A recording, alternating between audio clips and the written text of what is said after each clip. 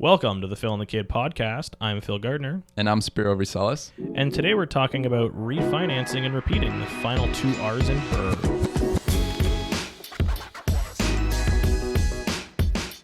So we're finally back. We haven't been solo for We riding dirty. weeks. Yeah. Riding solo. Yeah, a lot more space. As you can see on the YouTube version, we got a new fancy sign. It's a little shiny. Thingy. Yeah, it's definitely too shiny for all the lights we have in here. Yeah. That's for sure. But it does the job. Yeah. Nice little Toronto skyline. Has our logos. And at Phil and the Kid, if you didn't know. If you're watching this podcast and you don't know that we are at Phil and the Kid on Instagram, Yeah. you should probably give yourself a shake. I'm hoping that's not the case because we have far and away more interactions on Instagram than on listens from the podcast. Yeah, that's true. Instagram's bumping right now. Yeah. It's those little clips. The little clips are solid. They're Yeah, quality. the little clips. So, how was your past week? When we drop this, it'll be past Halloween. I guess it'll be November. It'll be early officially November. into November by the time Nice. this is released, which is wild. Yeah, the first, I think, 2 or 3 days of November, it's like snowing, like 3-5 degrees. Already? Yeah, it's Oh, crazy. I think the last I heard it was like 18. The 18th was like our first snowfall, but I guess we're upping the ante here. Yeah, it's supposed to So, snow on Friday, so I guess great. this is. We'll see when this gets released. We may have predicted the future. Put your snow. Spiro, aka Nostradamus, here is telling us to put our snow tires on, folks. Oh yeah, I gotta put mine on. Actually, telling myself to put mine on. There you go. Whew. No, so What have your I been week. up to? Yeah. What have I been up to? Well, from our last, I think when we recorded with Billy, we were closing date on our property, the infamous 671. Since we've kind of gotten some contractors through, starting a wee bit of the lighter work, but the bulk of the work is going to be starting in the next few weeks. All the demo and things like that. So we've just had kind of the exterior guys go through, get started on the AC that needs to be installed, that type of stuff. And then I think today we're taking our first video walkthrough of the place. Yes, we So are. that'll be a good property. You can kind of watch along on YouTube as it progresses throughout the winter. We'll probably, hopefully, finished by mid to late January. Not too much going on there.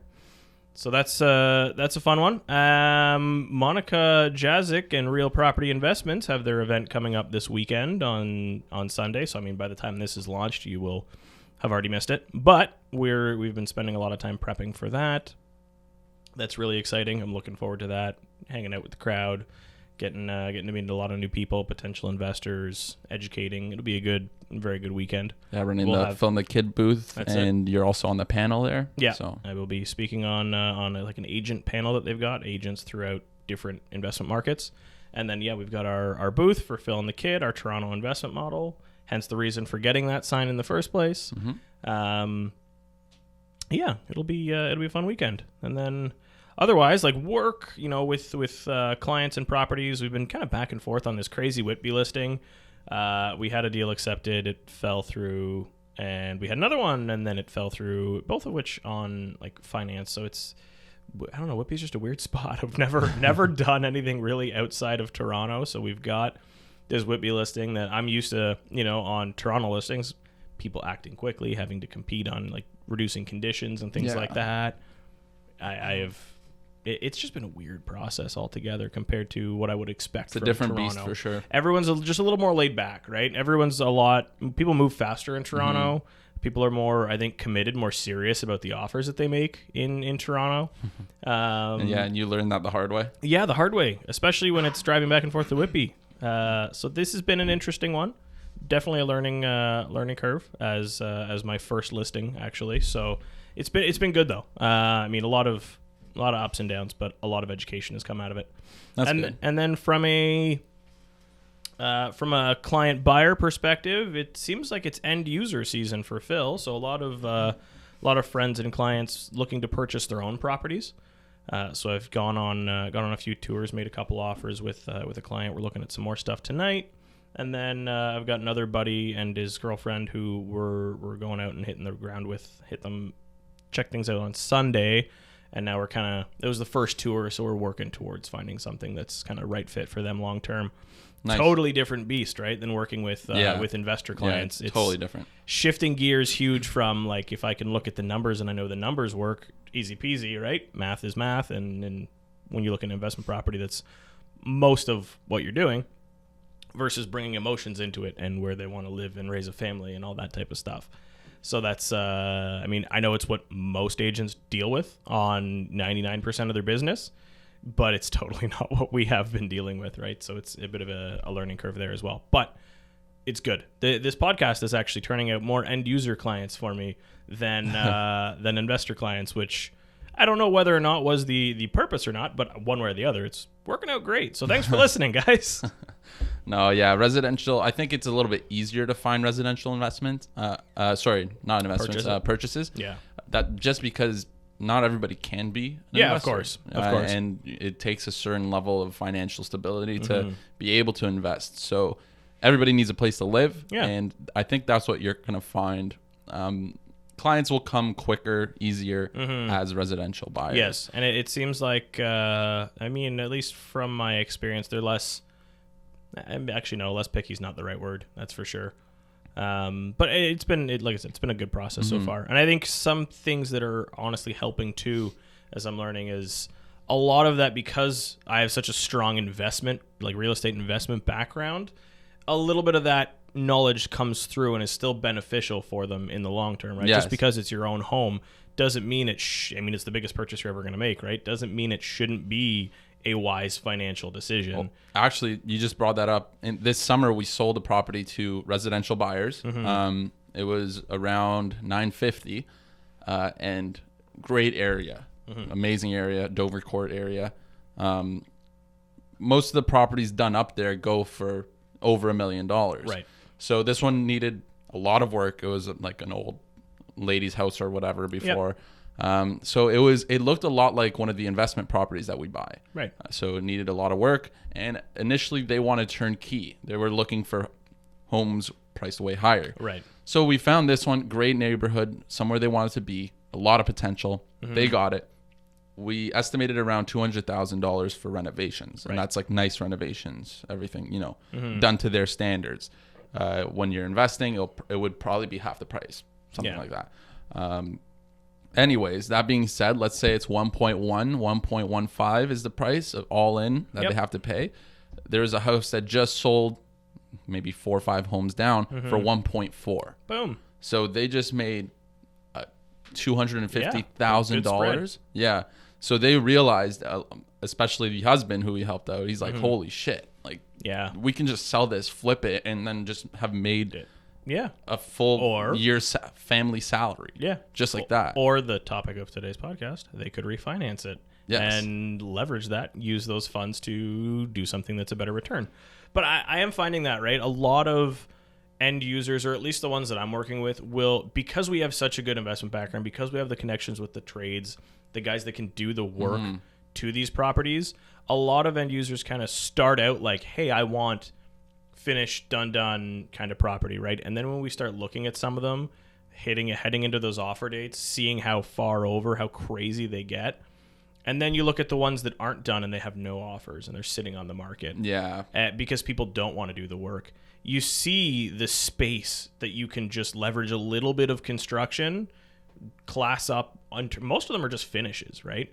Class up the finishes of what's existing in the property, and then be that property that was sold for however much over asking, multiple offers, yada, yada, yada. And the difference there is well and above, in most cases, the amount of money you spend on renovations, right? Yeah. I mean, assuming you're not putting in gold faucets and, crazy things like that, but assuming the renovation is in keeping with whatever else is on the street, at least right now, in the stuff that we've been looking at, you're from a beat-up property that needs a little bit of renovation compared to a done property that needs nothing, you're always going to make some, I mean, not always, can't guarantee it, right? But no. There is very often a spread on that, which, again, maybe not everybody wants to take on a project, but if you are willing to, there is definitely some money to be made in a lot of these properties, even if it's not an investment, even if it's just your own home. Well, it's also the easiest way to take that first step. So a lot of people that can't afford to buy turnkey properties or investment properties, buying your first residential property that has a nice spread like that, it allows you the opportunity for the future where you could refinance, you could sell and make profit. And it's just a huge investment opportunity. Yeah. It's way better to buy a property like that, in my opinion, and I think in your opinion too, and have that flexibility where okay, worst case, even if the market does take a small dip, you're still worth what you're worth. You built in that appreciation, right? Yeah. And it also helps when you're talking about, let's say you don't plan to refinance. Let's say you don't plan to do any investments with it. But if you want to then leverage that down the road for your next future home, right? Again, you're starting from a better position than had you just sunk all the money into a finished property, right? You're starting from a position with a little bit of built-in equity, which is nice. Yeah, I like that. Cool. That was your week? That's me. Tell me about you. Mine was, again, some client work, some prospects, got some messages from our online sites. Oh, nice. And one was actually about the property you have listed in Whitby. So we'll see where that goes. Cool. Gonna try to close that. That'd be nice. Good time now with it falling apart again. Yeah, no, it will be nice. Also, there was a story. Okay, so last week I wanted to show a property. A pretty good investment. It was a turnkey investment, so the returns aren't as ridiculous. But for my current investor, he doesn't really care. He wants something that's more ready, easy, doesn't have to worry, knows he can rent it out, less headaches, and it's true, less risk, less reward, and he's totally fine with that, which is perfect. So really exciting. The property is really nice. We wanted to make a move.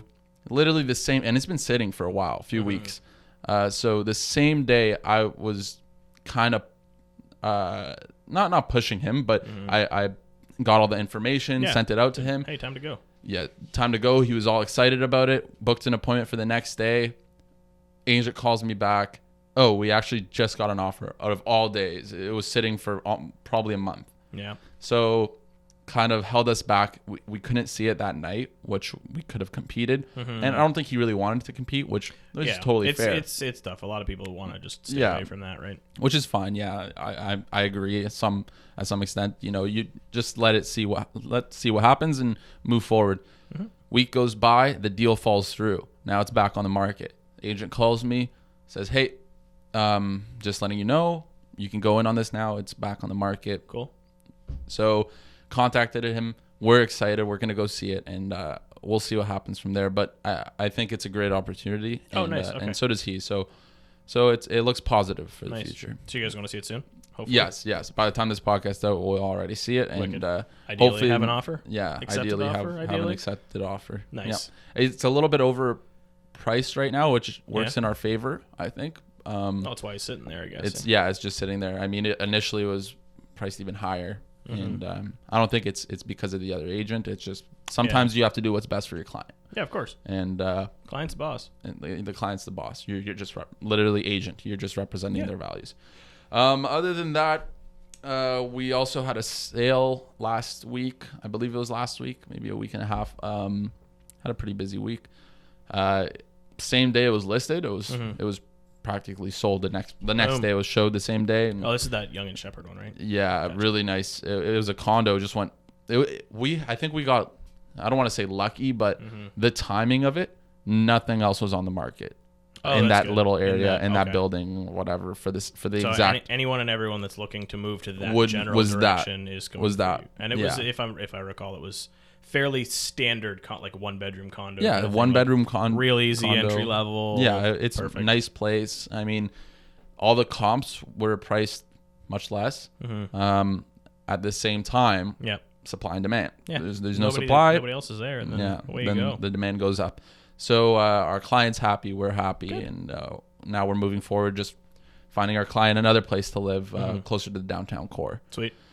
So yeah, that's my week. That's my update. Keep it short and sweet. Yeah. So let's dive in. Yeah, let's go. So we've talked about the BRRRR process: buying, renovating, renting. Now we're on to the final 2 R's. We're gonna do the final 2 in one because might as well. Repeat is pretty straightforward. We're not gonna spend 5 minutes. Pretty self-explanatory process. On the repeat. Yes. We'll just jump right ahead. When it's done and you get your money back from the refinance, there's an alarm. do this all over again. Ding. Yeah. It's true. That's the whole point of the BRRRR process that is way to off. repeat. So let's start at refinancing now, though. That's the nitty gritty part of it. That's the part that I believe most people will be. It's the confusing part. Yes, I yes, think, more confusing. I mean, people understand. Okay, you got to buy a house. People understand. Okay, you got to renovate a house if it's ugly, and then renting it out. You got to put some tenants in. Pretty The self-explanatory. refinance part, I find, is where most people go, what the fuck is a refinance? Yeah. I've never heard of that term in my life. And that's where, this is the part too where a lot of investors that have, let's say, owned their home, or not yet investors that have, let's say, owned their home for 20 years, 30 years, it's paid off, or it's damn near paid off, or hell, it's the same value mortgage when they first bought it, but it's appreciated, for example, right? Yeah. There's so much equity inbuilt in a lot of people's homes, especially in the GTA, if they've owned them for so long. That's the first lever for a lot of people to get into the real estate investing space, is through either a refinance or, in a lot of cases, a home equity line of credit, which could work hand in hand here with a refinance. And it's something that, like, when it's first brought up, a lot of people that I've talked to, what is that? How do I do that? Yeah. Do I get penalized for breaking my mortgage? What happens? How do I get this cash? What do you mean I get paid cash I don't get taxed on? Like, so many questions. So that's kind of what we're doing today. It's right? also scary for a lot of people. It is. They've spent, as you said, 20 years, 10 Yeah. years, 15 years, just building up the value of their home, paying their mortgage. Paying it down. Yes. It's such a paradigm shift for the Gen Xers and the baby boomers and, like, that generation where everything was brought up to pay down, no debt. Debt is bad. Doesn't matter what the debt is. It's all bad. I want my house paid free and clear, and then I'm happy and I can live there forever and blah, blah, blah, blah, blah. But the point that they're missing out on is that there are let's say, for example, you're going to refinance your property and your mortgage is 3%. There is so many other investment opportunities that you could do with hundreds of thousands of dollars that are coming out of your property that pay worlds beyond 3% annually, right? And you have, so just a quick story. My grandpa has the typical immigrant story. Came here with a couple bills in his pocket, Yep. $20, whatever it was. Lived with family here who all moved from Greece. Yep. And he is probably the biggest workhorse I've ever met in my life. Like the guy was 65, 70 with guns bigger than me. Like, I'm not even joking. hard. He's a beast. A few years ago, and I'm saying a few years ago, he's, I believe, 82 right now. Right. A few years ago, 3, 4, this guy lifted a fridge. Like, what are you doing? Like, he's insane. Just a beast of a man. I've seen Billy lift a fridge, and even he passes out right afterwards. Oh yeah, it's tough. And he's just like, no, you guys are doing it wrong, and just lifts it. And we're like, holy, like, calm down. So this is the type of person he is. He came here and just started working construction all day, every day, his whole life. Yep. His whole life worked for the city, working hard, saving all his money, and buying properties.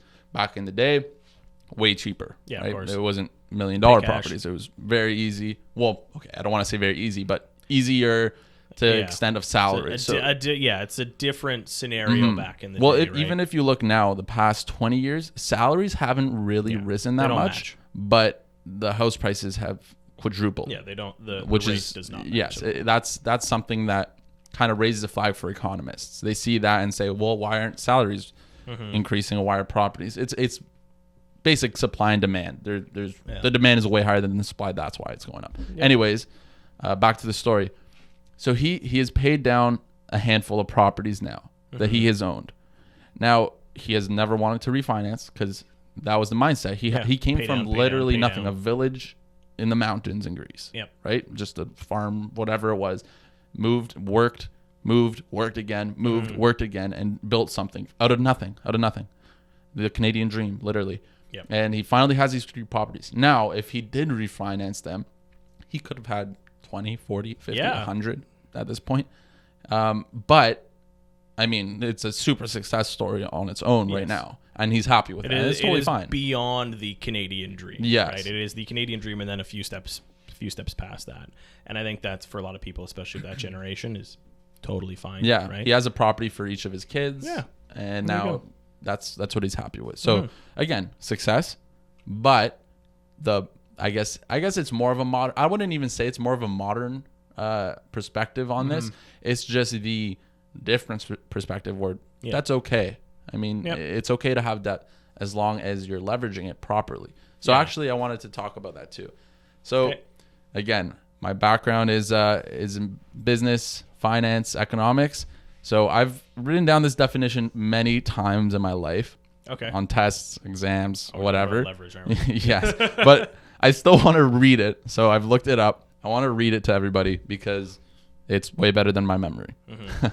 So what leveraging is using borrowed capital, usually for an investment, and expecting the profits made to be greater than the interest payable. So let's say I borrow $100 from Phil, and he says you have to give me back $110 in a month. Okay, so that's 10% interest. In a month. Yes, in a month. Now, don't borrow from Phil. I can borrow that $100. If I can't make at least $10 extra, then it doesn't make sense. I'm losing money. So if I only give him back, if I use that $100 and I make $105, then at the end of the day I'm Phil $5 more. Owed $5, so yes. But if I can take that and make $120. Well, now I gave Phil back his $100 plus the $10 interest, and I have $10 in my own pocket. This is a very basic example, but this is what leveraging is to the higher degree in real estate or in other investment purposes. And in this scenario, and in our real estate scenario, you're doing the same thing, but you're not borrowing from Phil. You're borrowing from your own asset, basically, right? Let's dumb it down even simpler. Back to grade 2, leverage being, hey, I have this tiny little thing over here, and I have this thing in the middle, and I have this lever here, and I can lift this much bigger thing on the opposite side, right? Small little Phil can leverage one tiny little properties and push down on the proper side of the lever and get far more. Just in like that, again, super basics, but that's kind of how it works. So why don't we talk about what exactly... I mean, we know why we're going to do it, right? We know the whole BRRRR process is built to accelerate your real estate portfolio growth. Why are we going to refinance a property? Well, it's typically going to be to buy another property to accelerate our real estate portfolio, or buy Phil and McLaren, but not the greatest financial decision. And some other people too invested into their own personal businesses. Once you get to the point, I mean, maybe not after the first one because you kind of want to grow your portfolio more. I mean, you could after your first one too. There's no stopping you. But a lot of people want to pursue their lifelong dream, or let's say they want to stop working for someone and do the same thing they're doing, but on their own time, on their own schedule, whatever. They'll use that money to start their own business. So it could be used for practically anything. To be a smart, and like on Billy's episode, we talked a lot about defensive investing, right? So to be a smart and defensive investor, and to follow with Spiro's recent definition, if you're going to take money out of your home, you better be damn sure that you're going to make more money in your business, right? I have known some people that have pulled out of homes or even sold homes to fund a business that unfortunately did not work. But that's entrepreneurship, and that's kind of the game you play, right? Sometimes.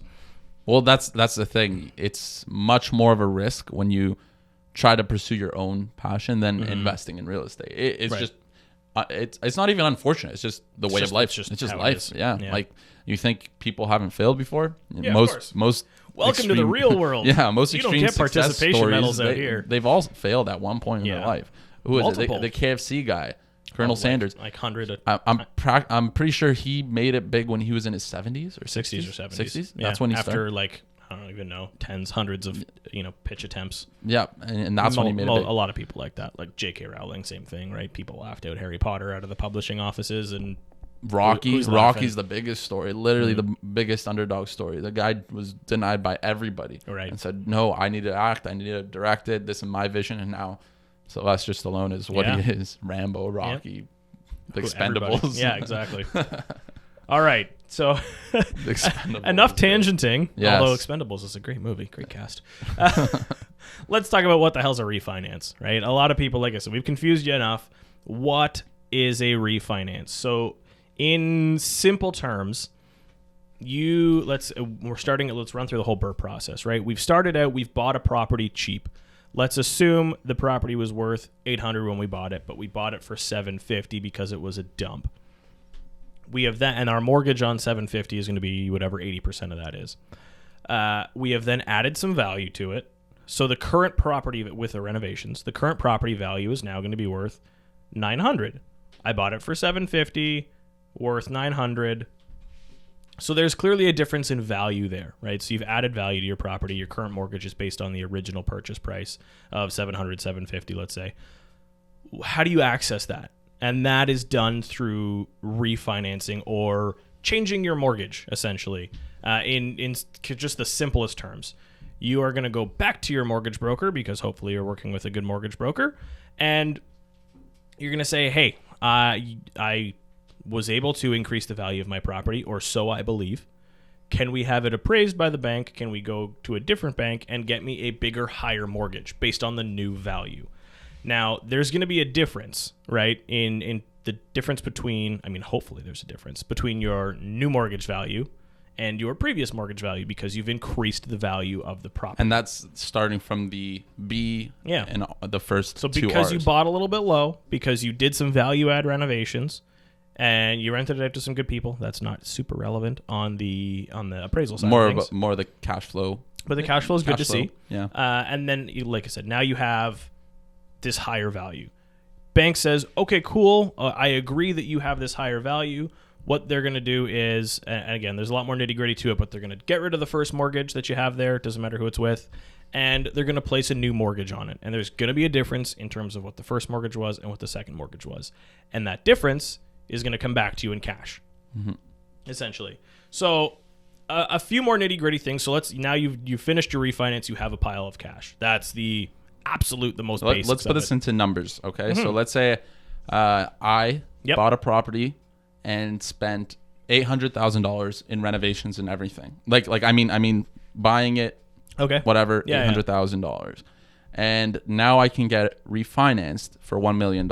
Yep. Okay, simple numbers, a little bit easier to work with. Okay, what are the barriers now? If I go? Let's say you're not my mortgage broker. Yeah. But let's say Phil is playing the role of a mortgage broker right now. And I come up to you, I come into your office, let's say this studio is the office. Sweet. And I say, okay, so my mortgage is for whatever it is now. Yeah. Less, it's kind of not irrelevant, but whatever. Here, we'll run maths. Okay. And now I want a mortgage, and I know it could get appraised for $1 million. What do I have to do? I have to break that mortgage, and I have to get a new mortgage, and you're going to set that up for me. So let's dive in. What's the first thing you tell me? So you would have let your broker know ahead of time that this was your game plan, right? So if you're planning on doing a BRRRR, if you're planning on refinancing this property before your mortgage terms are up, or within, let's call it the first 6 months, a year, 9 months, whatever you're at, and you started with an A lender, so like a bank, and a lot of these properties that we're doing don't need private financing. They're not in that bad shape. So you're going to be likely going through a normal bank to get your mortgage. Up front, before we even get to this conversation, when we were doing the first mortgage, we would have had to make a decision on how are we going to structure this so that it's easiest to break down the road, because we are going to have to break, discharge, get rid of the first mortgage position there. So we kind of have a decision to make there. Do we do variable? Do we do fixed? If we're going to be going fixed, do we do it on a short term? The reason variable versus fixed to me is such an important question is because they typically, not, again, all lenders have different criteria, and defer to your mortgage broker for this, but typically they have a different structure in terms of penalties when you're going to break the mortgage. So a fixed mortgage will have, what is it even called? It's like an interest rate adjustment penalty, something along those lines. Again, not sure the exact term right now, but they will essentially have a figure that is the difference between their posted rate versus, the actual rate that you got over the life of the loan. So if it's a 5-year loan and you break it in 6 months, they could hit you for an interest over a large portion. And then from a variable perspective, and that fixed version is unknown, that amount. Most variable mortgages are going to be 3 months interest penalty. So not a monstrous amount of money on, let's call it $100,000 or $800,000 mortgage. You might, interest wise, is let's call it $2,000 a month, maybe you pay 6 G's, right? Instead of potentially tens of thousands of dollars on a fixed mortgage if it had a long term. So you want to know going in when you plan on breaking and to structure it that way based on when you plan on breaking. A fixed mortgage is fine if you're going to do a 1 year fixed and you plan on refinancing in 1 year. That's not the end of the world. So that's okay. But now we're coming back, right? We've said, hey, we have finished the property. It's worth X. We've tenanted it. We want to refinance it. This is a rental property. Refinance rates are, from my experience, typically a hair higher, just as more of an FYI. And at this point, you're going to be moving into probably a more long-term hold position. So you've done the bulk of your work. You're going to move this to the long-term hold part of your portfolio. So the variable versus fixed argument is not so much there anymore. You're just going to be looking at like what the rates are going in the market and how they look like they're going to be trending. Do you want a fixed? At this point, that's fine if you go with like a long-term fixed, because it's very unlikely that you're going to be refinancing again in the next year or two unless the market just goes berserk, right? Yes. So around like 5 years is when you can kind of... Yeah, exactly. And you can take a little bit more out to another property, something like that. So the difference between a variable and fixed rate, for anybody who doesn't know, variable rates fluctuate with the bank rates, where fixed is that certain rate. So a lot of the times you'll see a fixed rate's a little bit higher. But you can lock it in for a longer term. You lock it in, yeah. So it's pretty much you take that decision. If you can get a fixed rate for, let's say, 3.5%, variable rate will be maybe 3%, just picking out numbers here. Yep. But the variable rate in a year or two could be 4%, or it could be 2.5%. So you're kind of getting that. I mean, people have tried to predict which direction it's going to go. It's very, very difficult to do so. Yes. Last year they were saying they were going to raise the rates, and now they've gone down. So, I mean, take it as you will. Yeah, exactly. So, I mean, at this point, you're going to come back and we're going to have the property appraised again, right? And then they're going to have to requalify you to make sure that you can cover the new increased mortgage. So what helps you cover? Your tenants help you cover, that's for sure. So you've rented this place out and you know this is a rental property. One thing I found going from vacant trying to refinance versus full with leases in place trying to refinance. I mean, every bank is different, but depending on the bank you go to, some of them will use the appraiser to judge rents. And because the appraiser works for the bank, things are very conservative. No, I've had units that I know on the market will rent for $2,000 to be appraised at a $1,200 a month rent, right? But a lot of banks, if you have the lease in hand, will use the actual amount, which can be, like I said, can be 40% difference, which can make a huge impact. So I personally try and do the appraisals after it's all rented out, so you can show them, hey, look, here are the actual numbers.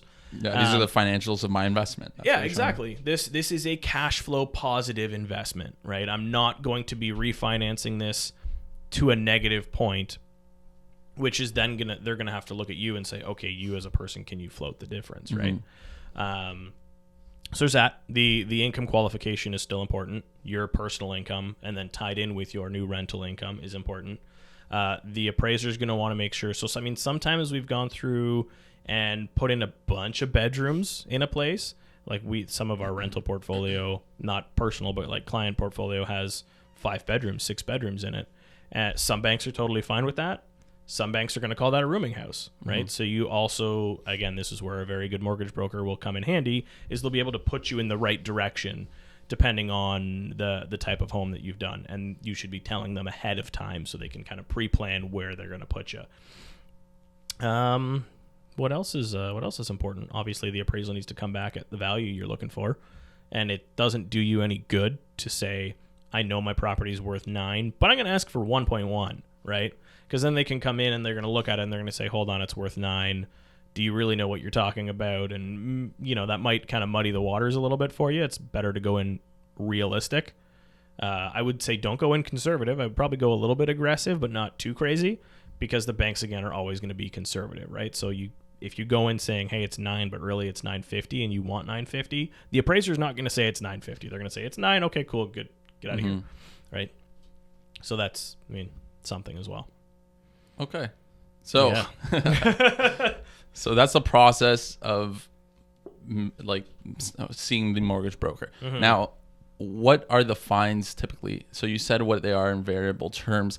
How could you justify when it's a good idea to break it? So you call your bank. It depends on, I mean, that number, depending on the breakage, could literally change day by day as you kind of carry through your mortgage, right? So when you plan on doing that refinance, you call your bank and you say, hey, what's the number, right? They'll tell you over the phone. We did one recently. It was like, okay, yeah, hey, if you break it today, it's $4,500.92 or whatever, right? And then you have a decision to make. You can say, okay, by paying this $45.92 or whatever, I could potentially recapture $100,000 out of this property. So I'm going to be increasing. There's a few factors here, right? I'm going to be increasing my mortgage by $100,000. What does that do? Well, obviously that's going to increase my payments by the associated amount. My rate might go up a little bit too, so I've got to factor all that in. When we did one recently, we took out a $90-something thousand, and it increased our payments by $600 a month. So the question is, can I make more than, and we also had to pay like $4,000 in fees, right? Over just the one-time thing. So if we can make $600 a month with $90-something thousand, then to me, that makes sense. I can leverage that property's $97,000 to then purchase more properties that are going to return me more than $600 a month. So let me math it out real quick. But if we've got, $600 a month or so over the amount of money we took out, it's like 7%. If we can make 7% or more, which in a lot of our investments we can, then it makes far more sense, right? And another thing to factor in is, does your property still cash flow, right? For some investors with a large portfolio, that question might be a little irrelevant on a property-by-property basis. But as a new investor starting out, growing a portfolio, I want to make sure no matter what I do, no matter how many times I refinance it, every property covers itself, right? So in my circumstance, the one that I'm discussing, the property still had well north of $1,000 a month in cash flow, which tells me, okay, the property's still good. It can still cover itself, still supports itself. I'm fine to leverage this one further and further until we get to a point where I say, maybe we don't have enough to cover monthly expenses if we do refinance any further. So we put a pause on that one. So the whole goal going into this is, once you do refinance, the difference in interest payments is going to be paid off by the rent payments that you already have. Yeah, exactly. So regardless of how much you increase that, you're still cash flow positive on the first primary investment that you're refinancing. Then we have that $90,000 in the bank. We can take that and go do, $90,000 isn't going to do you a full deal in Toronto, but it will do in a lot of other markets. But we could go do a part of another deal, right? Or that plus some cash, you can go do a full other property. And then the idea being that you can refinance that one and pull out a similar amount of money. And then you have 2 half-free properties. And then you do it again, and again. Yeah, exactly. And that's the repeat part. Exactly. And then you can continue to scale and grow that way, right? If you're let's say your return on your investment of your property in the beginning was 20% ROI based on the cash that you put in. It's the cash you get out is going to go down a little bit, but if the cash you have in is half the amount that you started with, your returns are going to skyrocket on that individual investment, right? And you can just leverage that, do another one, and take half out of that, skyrocket those returns, and continue. And really grow a portfolio, a large portfolio, with the same capital you started with. And just doing that on multiple different properties. Yeah, so it's the snowball effect. It's the avalanche effect. You're at the top of the hill. Getting to the top of the hill is the hardest part. So making your first... Getting in is the hard part. Yeah, your first BRRRR investment is the hardest part. There's a lot of learning experiences you're going to go through. And just saving up the capital and qualifying for that mortgage is really hard. Sometimes you can go to different... go through different routes like JVs. That helps a lot. Or, other ways help from other people or saving the money, getting the job, qualifying. Yeah. You get there. And once you make your first proper BRRRR, the second one comes. And it's a little bit easier. It's still pretty tough to get your second one, but it's a little bit easier. Now your third comes. That's much easier than the first two. So by number 3, you kind of start playing this game of, okay, I'll refinance 1 to pay for 3. Then on 4, I'll refinance 2 to pay for 4. Then on 5, I can refinance 3 to pay, if I'm assuming you're doing them like 1 a year type of thing, right? Yeah, and then the ball gets rolling. Yeah. It also mitigates some risk where you can go, if you really want, different neighborhoods. You can try different things. You can do the same neighborhood. Yeah. If it's really working, why kind of tweak it? Yep. And going forward. Now, by year 5 or 10, let's say you own, 8 different properties, 10, could be more. Sure. At that point, you can really start to think, okay, I own $10 million properties. Maybe it's more. The first 5 have probably appreciated a little bit or a lot of bit. Yep. Also have been paid off a little bit. At this point, you can try to think, maybe I sell those first 5 and buy a building. Yeah. Maybe I buy some commercial properties. Right. You can really get your foot in the door in different areas. But you can only do that if you start today or start soon. Start small. Start with whatever you can. Yeah. Right? And get the ball rolling. Push the snowball down the hill. The snowball's going to build and build and build until it's huge. So that's it's the perfect analogy for snowball is basically all you're doing with the BRRRR method. Like, you're still going to have, so long as you start today in some form of real estate investment, some form of wise real estate investment. Ideally, it's picked in a good market that's going to appreciate over time, etc. That, and even if you're a homeowner, right, that snowball is going to roll regardless. Over time, it's going to get larger. All the BRRRR is doing is pushing that snowball down the hill a lot faster, because you're going to be able to leverage the same capital over multiple properties and really just push and push and push that snowball to grow a little faster. One thing I want to circle back to is you're talking about selling off the earlier parts of the portfolio, let's say. I did mention that you don't pay taxes on a reef. So let's say you refinance a property and you pull a bunch of money out. Typically, that's not taxed. Again, refer to your accountant. I'm not an accountant, et cetera, et cetera. But that's not going to be taxed typically when you do the refinance to pull out the cash to put it in your bank account to buy more properties. However, since we're talking about investment properties here, if you sell it, you are going to pay capital gains, right? And capital gains doesn't care what you currently owe on the property if it's leveraged to hilt.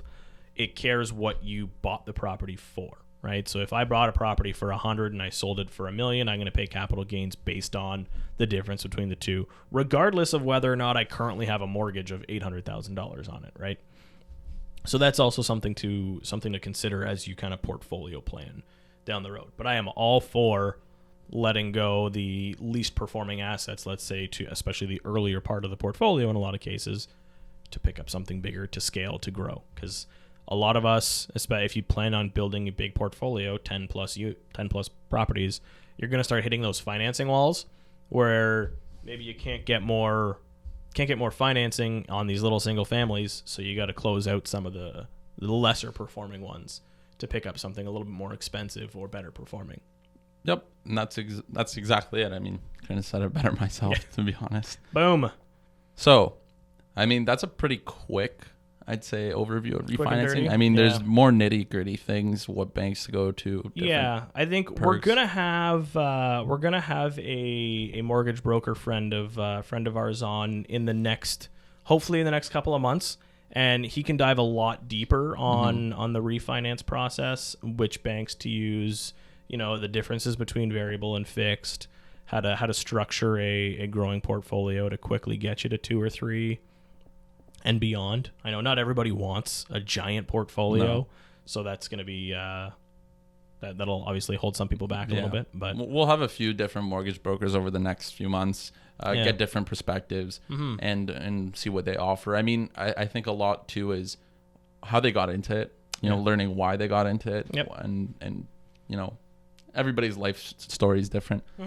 So I think that's really interesting. I mean, personally, to me. Yeah, I always love hearing people's come up stories. I think that's my favorite part of even having people on this podcast. Yeah. Just how'd you get here? Yeah. What'd you do before? What did you do? You met your partner in jail? Like Rochelle. Yeah. That crazy. Monica, same thing. Yeah. Even Billy.